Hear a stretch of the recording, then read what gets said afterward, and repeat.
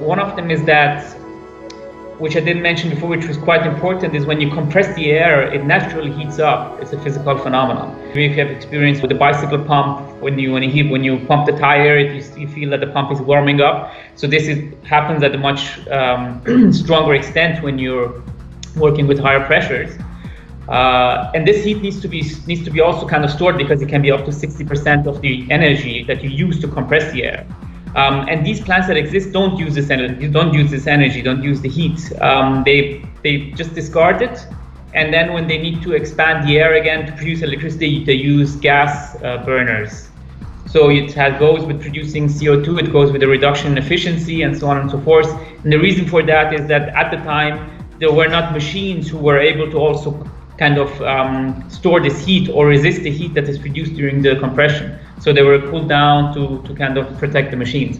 And this has now changed. So the turbo machinery is available that you can use to compress, at the same time also use the heat that is being created.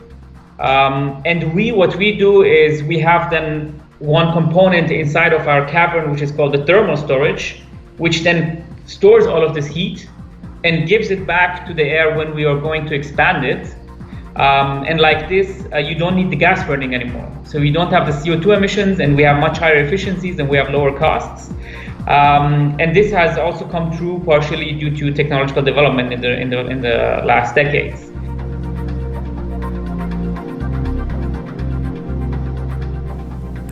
Let's talk about costs.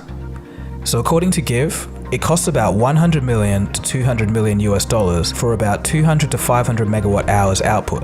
But the larger the scale of the project, the more it makes sense, and it becomes more value for money. This kind of technology isn't really something that a small startup or a set of consultants can tackle. Alakai's are targeting big institutions as partners for new projects. So I guess that's about it. So I want to thank Give for coming on Cold Fusion and talking with us, and I also want to thank you for paying attention and watching through the whole video.